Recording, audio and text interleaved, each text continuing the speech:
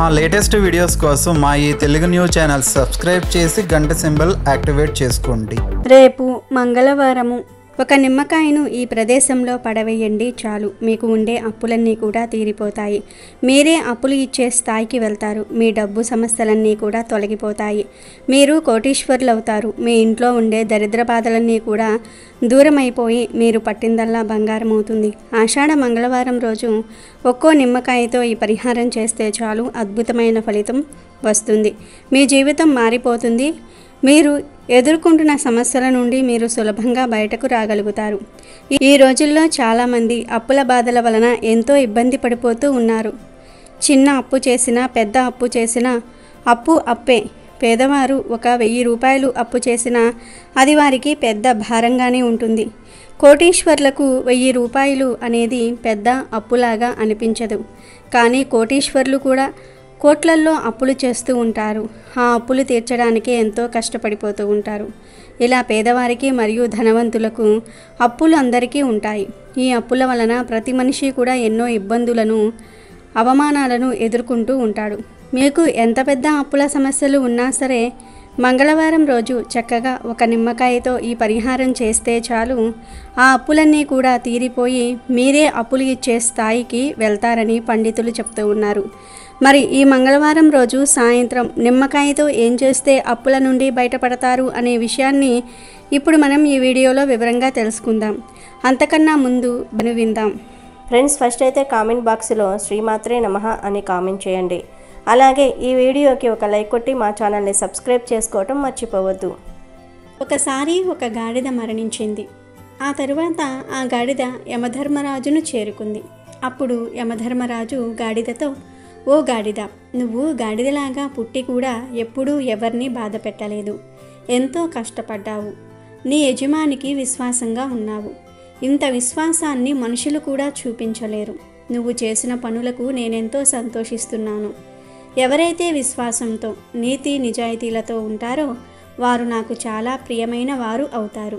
నేను నీకు ఇంకొక అవకాశం ఇవ్వాలనుకుంటున్నాను. నేనిప్పుడు జన్మలలో సర్వశ్రేష్టమైన మనిషి జన్మను నీకు ప్రసాదిస్తున్నాను. వెళ్ళు, భూలోకానికి వెళ్ళి భూలోకంలో ఉన్న ఆనందాలను అనుభవించు అని యమధర్మరాజు అన్నాడు. ఆ మాటలు విన్న గాడిద ముఖంలో కొంచెం కూడా సంతోషం కనిపించలేదు. అప్పుడు యమధర్మరాజు, నేను నీకు మంచి శరీరాన్ని ఇస్తాను అంటుంటే నీ ముఖంలో ఏ సంతోషం కనిపించటం లేదు, ఎందుకు అని అడుగుతాడు. అప్పుడు ఆ గాడిద యమధర్మరాజుతో ఇలా అంటుంది, యమధర్మరాజా, నేను మనిషిగా పుట్టి ఏం చేయను? మనుషులు తమ కర్తవ్యాలను ఎప్పుడో మర్చిపోయారు. స్త్రీలు పురుషుల్లో విపరీతమైన నీచబుద్ధి పెరిగిపోయింది అని అంటుంది. అంతేకాదు, మనుషుల్ని చూస్తే నాకు అసహ్యం వేస్తుంది. నాకు అసలు మనిషిగా పుట్టాలని లేదు అని గాడిద అంటుంది. అప్పుడు యమధర్మరాజు, ఓ గాడిద, వేదాలలో చెప్పబడుతున్నటువంటి సర్వశ్రేష్టమైన మానవ జన్మ పొందటం కోసం స్వర్గలోకంలో ఉన్న దేవతలు కూడా ఎదురు చూస్తూ ఉంటారు. కానీ నువ్వేమో మానవ జన్మ వద్దంటున్నావు. నువ్వు ఏం చూశావు? ఏం చూసి మానవ జన్మ వద్దంటున్నావు? మానవ జన్మ గురించి అంతలా ఎందుకు భయపడిపోతూ ఉన్నావు అని అడుగుతాడు. అప్పుడు గాడిద, ఓ యమధర్మరాజా, నేను చెప్పే విషయాలను వింటే మీరు కూడా మనుషుల విషయంలో భయపడతారు, బాధపడతారు. భూలోకంలో మనుషులు మనుషుల్లాగా లేరు. భూలోకంలోని మానవులు మేము స్త్రీలమా పురుషులమా అని కూడా మర్చిపోతూ ఉన్నారు. మనుషులు వారి బాధ్యతలను ఎప్పుడో మర్చిపోయారు.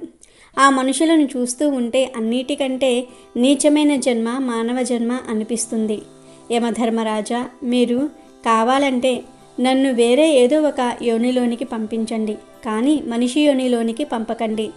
లేదంటే మళ్ళీ నన్ను గాడిదలాగానే భూలోకానికి పంపండి. అంతేగాని మనిషి జన్మ నాకు వద్దు అని గాడిద అంటుంది. అప్పుడు యముడు, ఓ గాడిద, నువ్వు మనుషులు చేసే ఏ పనులు చూశావు? ఎందుకు నువ్వు మనిషిలాగా జన్మించడానికి ఇంతలా భయపడుతూ ఉన్నావు, బాధపడుతూ ఉన్నావు అని అడుగుతాడు. అప్పుడు ఆ గాడిద, యమధర్మరాజా, మీకు తెలుసుకోవాలని కోరికగా ఉంటే నేను చెప్తాను వినండి. నేను చూసిన 3 సంఘటనలను చెప్తాను వినండి. మొదటి సంఘటన ఏమిటి అంటే, ఒకసారి ఒక యువ పండితుడు కాశీలో విద్యను అభ్యసించడానికి వెళ్ళాడు. తను 12 సంవత్సరాల పాటు విద్యాభ్యాసం పూర్తి చేసి తిరిగి ఇంటికి వచ్చాడు. ఇంటికి వచ్చాక ఆ పండితుడు తన తండ్రితో ఇలా అన్నాడు, నాన్నగారు, నేను వేదాంగాలు నేర్చుకున్నాను కాబట్టి మీరు నన్ను ఏదైనా ప్రశ్న అడగండి, నేను దానికి సమాధానం చెప్తాను అని అన్నాడు. ఇప్పుడు ఆ యువ పండితుడితో తండ్రి ఇలా అన్నాడు, నువ్వు అన్ని చదువుకొని వచ్చాను అంటున్నావు కాబట్టి నేను నీకొక ప్రశ్న అడుగుతాను, దానికి సమాధానం చెప్పు అని పాపానికి తండ్రి ఎవరు అని అడిగాడు. అప్పుడు ఆ యువ పండితుడు ఆలోచనలో పడ్డాడు. పాపానికి తండ్రా? ఈ విషయాన్ని నేను ఏ పుస్తకంలోనూ చదవలేదు, అసలు ఈ విషయం ఏ పుస్తకంలోనూ లేదు అని ఆలోచనలో పడ్డాడు. ఎలా అయినా సరే ఈ విషయం తెలుసుకోవడానికి రాత్రంతా అనేక పుస్తకాలు చదివాడు. కానీ ఎన్ని పుస్తకాలు చదివినా సమాధానం దొరకలేదు.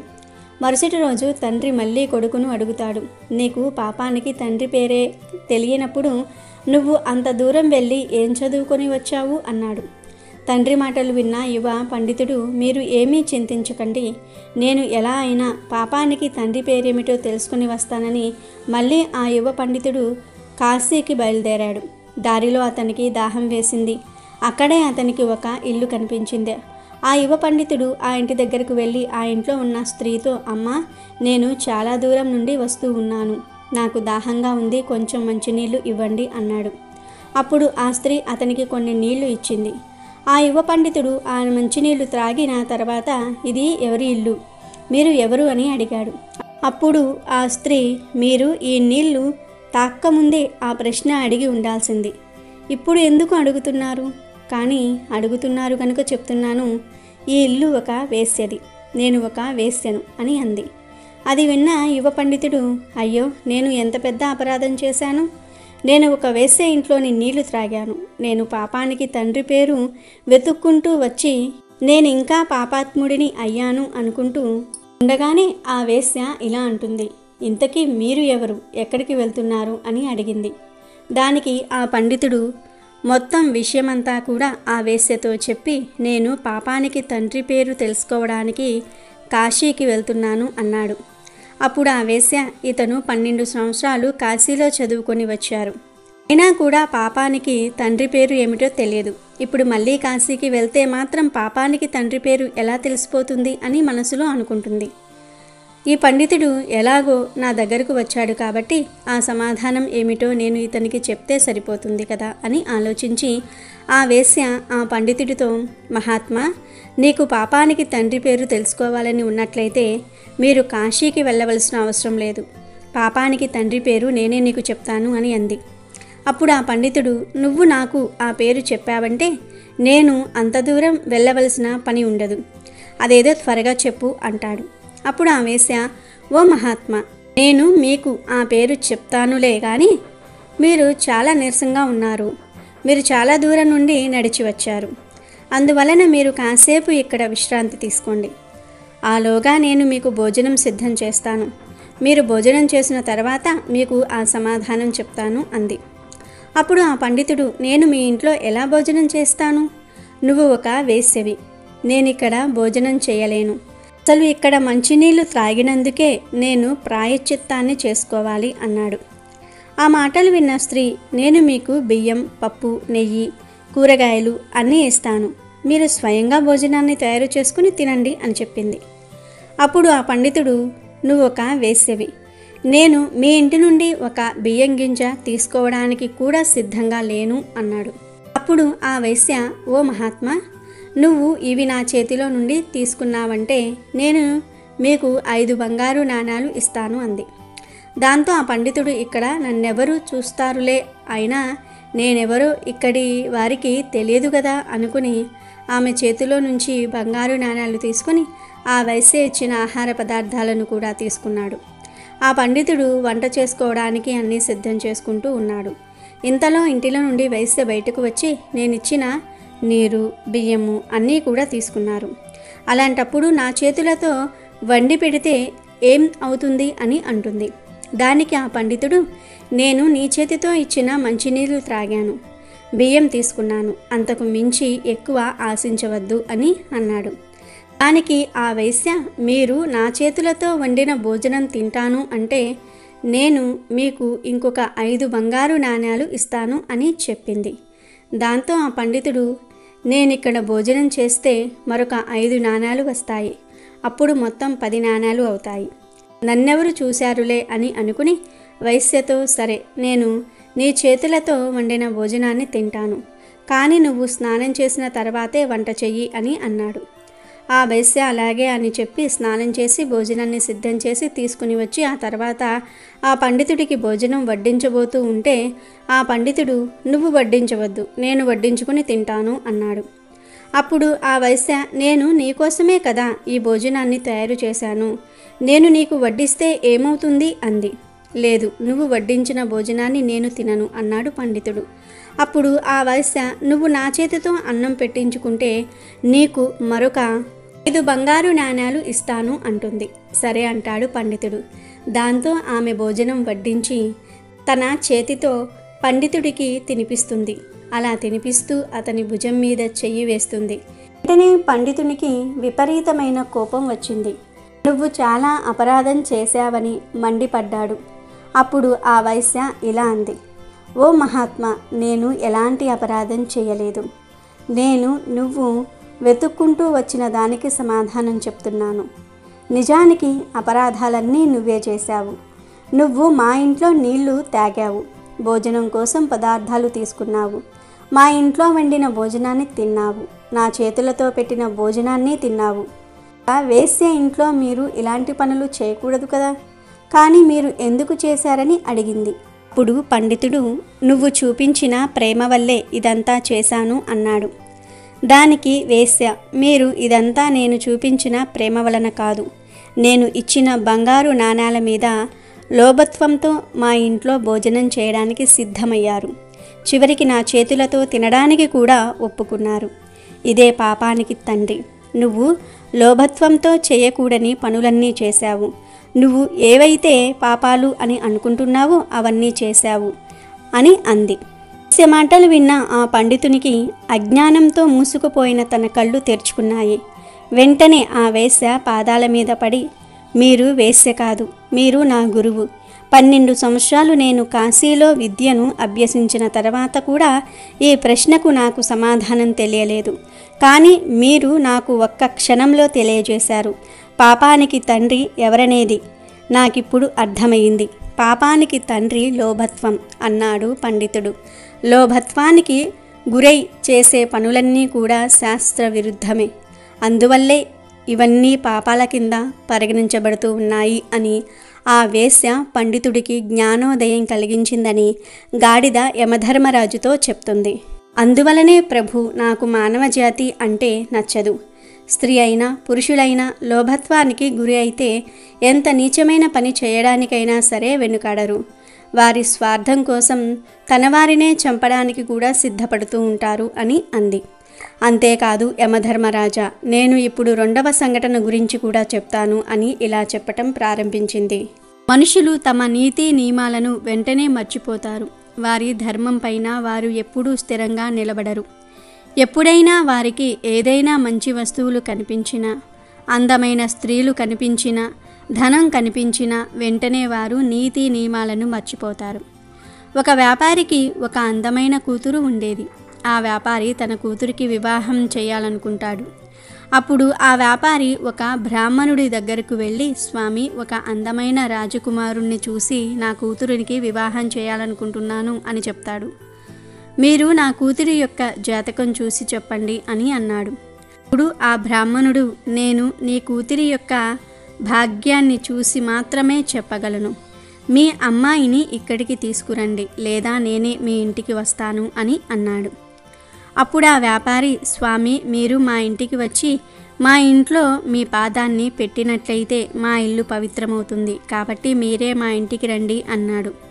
మరుసటి రోజు ఉదయాన్నే ఆ బ్రాహ్మణుడు ఆ వ్యాపారి ఇంటికి వెళ్ళాడు. బ్రాహ్మణుడు ఇంటికి రాగానే ఆ వ్యాపారి అతనికి సకల మర్యాదలు చేశాడు. ఆయనకొక ఆసనాన్ని వేసి కూర్చోబెట్టి తన కూతురిని రమ్మని పిలిచాడు. ఆమెను చూడగానే ఆ బ్రాహ్మణుడు ఆమెకు ఆకర్షితుడయ్యాడు. దాంతో ఆయన మనసులో, ఇటువంటి అందమైన అమ్మాయి నాకు లభిస్తే నాకంతా మేలు జరుగుతుంది, కాబట్టి నేనేం చేస్తే ఈ అమ్మాయి నాకు దక్కుతుంది అని ఆలోచించి వెంటనే ఏడవటం ప్రారంభించాడు. ఆ ఏడుపు చూసిన వ్యాపారి, స్వామి మీరెందుకు ఏడుస్తున్నారు అని అడిగాడు. అప్పుడు ఆ బ్రాహ్మణుడు వ్యాపారిని పక్కకు తీసుకుని వెళ్ళి, నీ కూతురి జాతకం చూసి నేను ఏడుస్తున్నాను. ఈ రేఖలు ఎలా ఉన్నాయంటే ఈ కన్య మీ వంశాన్ని నాశనం చేస్తుంది. ఈమె ఏ ఇంట్లో అడుగు పెడుతుందో ఆ ఇల్లు సర్వనాశనమవుతుంది అని అన్నాడు. ఆ మాటలు విన్న వ్యాపారి చాలా కంగారు పడ్డాడు. స్వామి, దానికి ఎటువంటి పరిహారం లేదా నా వంశం నాశనం అవ్వకుండా ఉండడానికి నేను ఏం చేయాలి అని అడిగాడు. దానికి ఆ బ్రాహ్మణుడు, నువ్వు నీ కూతుర్ని ఒక పెట్టెలో పెట్టి సాయంత్రం నదిలో వదిలివెయ్యి. అలాగే ఆ పెట్టె పైన ఒక దీపం వెలిగించు.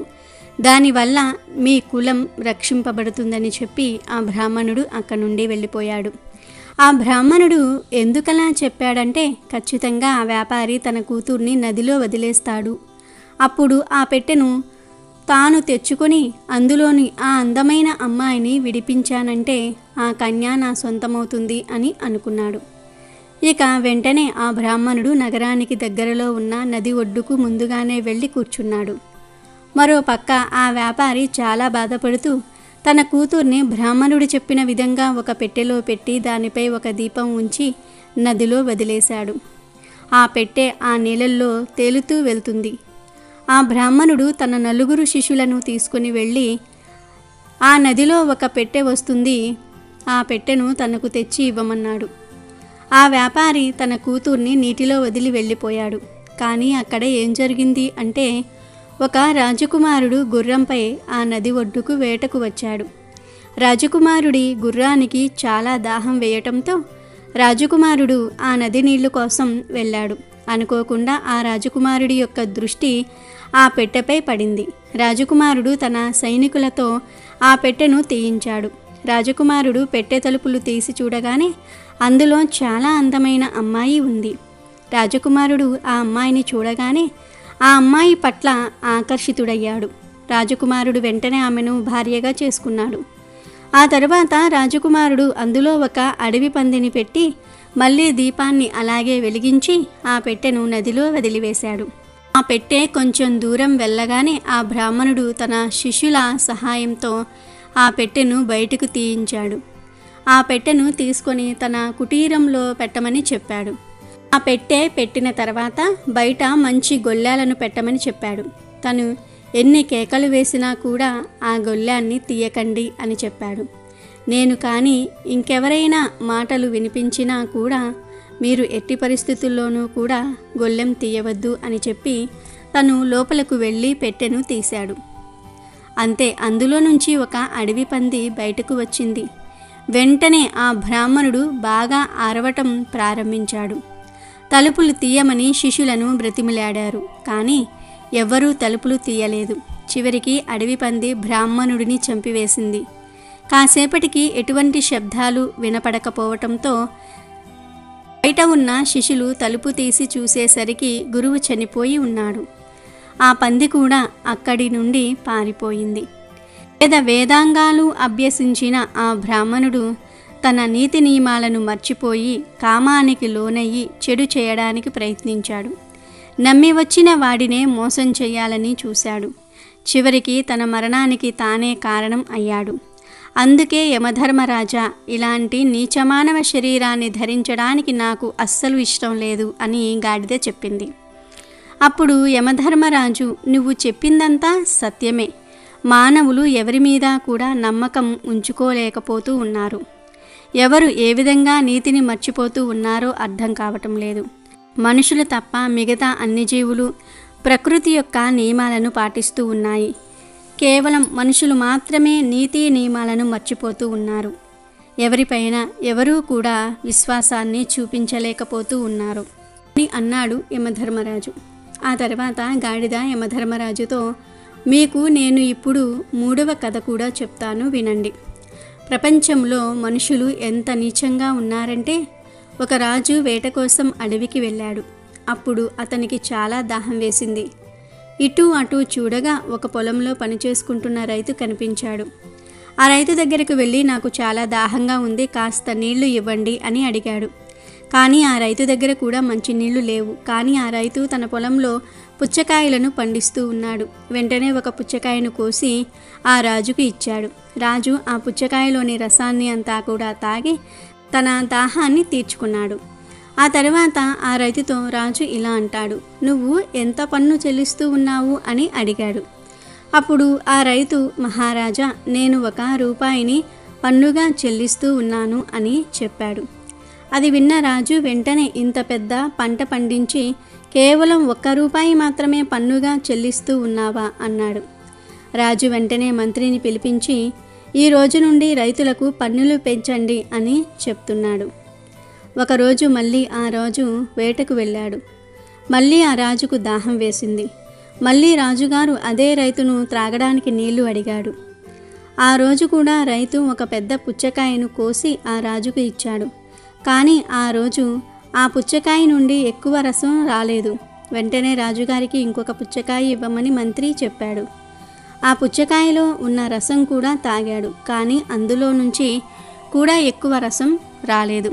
ఇలా 4-5 పుచ్చకాయలలోని రసాన్ని తాగినా కూడా ఆ రాజు యొక్క దాహం తీరలేదు.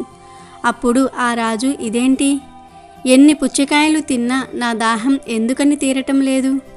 కానీ ఆ రోజు ఒక్కటే పుచ్చకాయ నా దాహాన్ని తీర్చిందని మంత్రితో అన్నాడు. అప్పుడు మంత్రి, మహారాజా, పుచ్చకాయలలో రసం ఎండిపోయింది. ఎందుకంటే మీరు పుచ్చకాయలలోని రసాన్ని చూసి రైతులపై పన్ను భారాన్ని పెంచారు. అక్కడ మీ వక్రబుద్ధి చూపించారు. మీరు చేసిన ఈ పనికి భూదేవి ఆ పళ్ళల్లోని రసాన్ని తనలో దాచుకుంది. అందుకే ఎప్పుడూ కూడా బాధ్యతతో వ్యవహరించాలి, బాధ్యతాయుతంగా ఉండాలి. మన చెడు ఆలోచనలు ఎదుటి వాళ్లను కూడా చెడుగా మారుస్తాయి. అదే ప్రకృతి నియమం అని మంత్రి రాజుతో తను చేసిన తప్పు గురించి తెలియజేశాడు. ఆ గాడిద చెప్పిందంతా కూడా విన్న యమధర్మరాజు, నువ్వు చెప్పిందంతా కూడా సత్యమే, నేను కూడా అంగీకరిస్తూ ఉన్నాను. కానీ అందరూ అలాంటి వారు అనుకోవటం కూడా సరైనది కాదు కదా. మంచి మనుషులు కూడా భూలోకంలో ఉన్నారు. నువ్వు చెడ్డవాళ్లను చూసి ఈ విధంగా మాట్లాడుతూ ఉన్నావు. ఎవరు ఏ విధంగా కర్మలు చేస్తారో దాని ఆధారంగానే వారికి ఫలితాలు కూడా లభిస్తాయి. కాబట్టి నేను నీ నిర్ణయాన్ని గౌరవిస్తూ నీకొక దివ్యమైన దేవతా రూపాన్ని ఇస్తున్నాను. నువ్వు కూడా దేవతలో ఒకరిగా ఉండు, ఆనందమైన జీవితాన్ని అనుభవించు అని చెప్పాడు. అప్పుడు ఆ గాడిద ఒక దివ్యమైన దేవత రూపం తీసుకుని స్వర్గలోకానికి వెళ్ళిపోయింది. వీడియోలోకి వస్తే, అప్పులకు సంబంధించిన ఎటువంటి పరిహారాలను అయినా సరే మంగళవారం రోజు చేసుకుంటే చాలా అద్భుతమైన ఫలితాలు కలుగుతాయి. కనుక ఈ మంగళవారం రోజు తప్పక ఈ నిమ్మకాయ పరిహారం చేసి చూడండి. చాలా మంచి ఫలితాలు వస్తాయి. నిమ్మకాయలకు మన అప్పులను, మన కష్టాలను తొలగించే శక్తి ఉంది. అంతేకాదు నెగిటివ్ ఎనర్జీని, దృష్టిని తొలగించే శక్తి కూడా ఉంది. అందుకే పరిహార శాస్త్రంలో నిమ్మకాయకు ఎంతో ప్రాధాన్యతను ఇచ్చారు. ఇటువంటి శక్తులు కలిగిన నిమ్మకాయతో ఈ పరిహారం చేసుకున్నాం కనుక దరిద్ర బాధలు, అప్పుల బాధలు, సమస్యలు పోతాయి. అసలు ఏం చేయాలి అంటే ఏమీ లేదు. ఈ మంగళవారం రోజు సాయంత్రం 4 నుండి 7 గంటల మధ్యలో ఒక మంచి నిమ్మకాయను తీసుకోండి. అంటే మచ్చలు లేకుండా ఫ్రెష్గా ఉన్న నిమ్మకాయలను తీసుకోండి. ఈ పరిహారాన్ని ఖచ్చితంగా సాయంత్రం 4 నుండి 7 గంటల మధ్యలో మాత్రమే చేయాలి. వేరే టైంలో చేయకూడదు. ముందుగా అయితే నిమ్మకాయను తీసుకొని దానిని అడ్డంగా 2 ముక్కలుగా కట్ చేయండి. తర్వాత 6 యాలకులను తీసుకోండి. ఆ 6 యాలకులను నిమ్మకాయ మధ్యలో గుచ్చేయండి. అంటే ఒక్కో నిమ్మకాయ మీద 3 యాలకులు గుచ్చి ఆ తర్వాత ఈ 2 నిమ్మకాయ ముక్కలకు సాంబ్రాణి ధూపం చూపించండి. ఇప్పుడు ఈ 2 నిమ్మకాయ ముక్కలను 2 చేతుల్లో పట్టుకొని మీ పూజ గదిలో ఇష్టదైవం ఫోటో ముందు నిలబడండి. దేవుడా, నాకు బాగా అప్పుల సమస్యలు ఉన్నాయి. అప్పుల వాళ్ళు ఇబ్బంది పెడుతూ ఉన్నారు. నా అప్పులు తీరేలాగా చూడు దేవుడా. నేను కూడా అందరిలాగా సంతోషంగా ఉండేలాగా చూడు దేవుడా. కుదిరితే నేను కూడా అప్పులిచ్చే స్థాయికి ఎదిగేలాగా చూడు దేవుడా అని మీ సంకల్పం చెప్పుకోండి. తరువాత ఈ 2 నిమ్మకాయ ముక్కలను తీసుకుని వెళ్ళి 2-3 రోడ్లు కలిసే చోట పడవేయండి. ఎవరికంటా పడకుండా పడవేయండి. ఇలా మొత్తం 3 మంగళవారాలు వరుసగా చేస్తే ఖచ్చితంగా మీకు ఉన్న అప్పులు తీరిపోతాయి. కాబట్టి మీరు కూడా మంగళవారం రోజు సాయంత్రం నిమ్మకాయతో ఈ పరిహారం చేసి అప్పుల బాధల నుండి బయటపడి ఆనందంగా జీవించండి. అమెజాన్లో బెస్ట్ డిస్కౌంట్స్ కోసం వీడియో డిస్క్రిప్షన్లో లింకు ఉంది, చూడండి. అలాగే మా టెలిగ్రామ్ ఛానల్ సబ్స్క్రైబ్ చేసుకోండి.